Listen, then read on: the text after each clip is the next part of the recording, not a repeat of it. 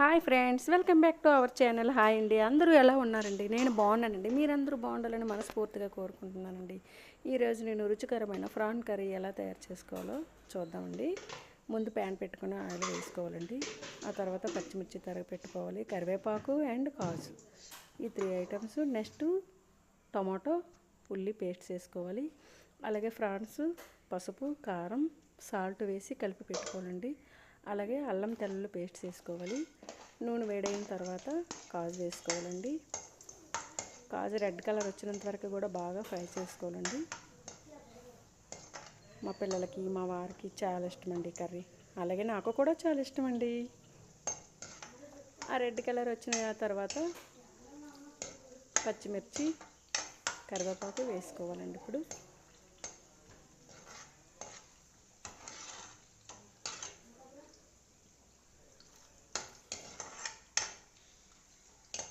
కరివేపాకు, పచ్చిమిర్చి వేసుకొని కొంచెం టైం వేగిన తర్వాత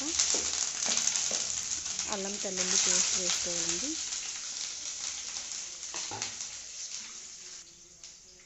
ఇది కొంచెం ఫ్రై అయిందనుకోండి, ఆ స్మెల్ బాగా వస్తుంది కదా. కొంచెం ఫ్రై అయితే బాగుంటుంది, ఎందుకంటే పచ్చిది వేస్తాం కాబట్టి మంచి ఫ్లేవర్ వస్తుంది. అలాగే స్మెల్ కూడా ఇంకా రాదు, ఇంకా బాగుంటుంది.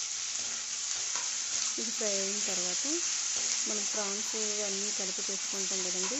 ఇది డీప్ ఫ్రిడ్జ్లో ప్రాన్స్ అన్నీ కలిపి పెట్టుకొని మనం వండుతున్నామని అరగంట ముందు తీసి బయట ఉంచుకోవాలండి. అవి అన్నీ కలిపి వేసుకున్న ప్రాన్స్ అందులో వేసేయాలండి. ఇది వేసాక ఒక మినిమం 15 మినిట్స్ 20 మినిట్స్ బాగా ఫ్రై చేసామండి. ఎందుకంటే ముందు వాటర్లా వస్తుంది కదా, ఆ పచ్చి వాసన అంతా పోతుంది కాబట్టి మొత్తం ఫ్రై అయినంత వరకు కూడా హైలో పెట్టి ఉంచానండి నేను. అలా మధ్యలో ఒకసారి బాగా ఫ్రై అయినప్పుడు ఒకసారి మధ్యలో కలుపుతుండేదాన్ని.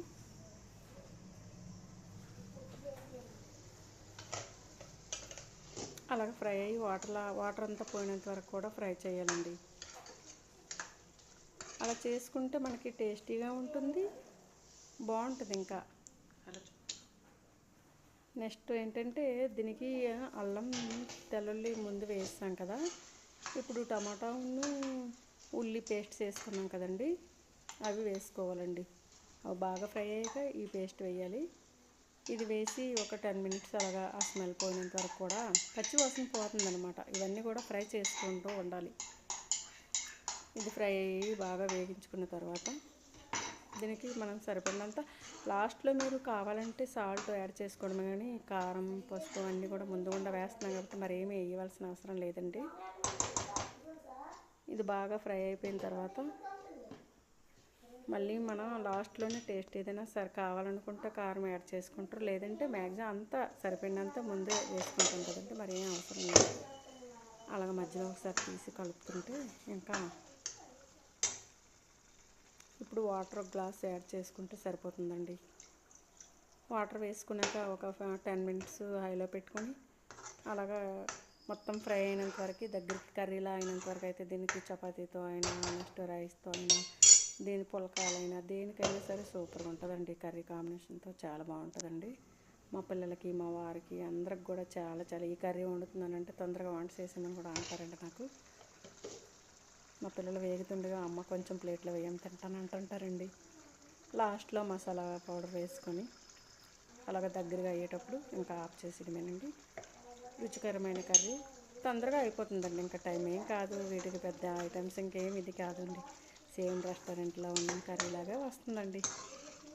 చాలా బాగుంటుందండి టేస్ట్. మీరు కూడా ట్రై చేసి చూడండి. నా వీడియో మీకు నచ్చినట్లయితే లైక్ చేయండి, షేర్ చేయండి, సబ్స్క్రైబ్, ప్లీజ్ సబ్స్క్రైబ్.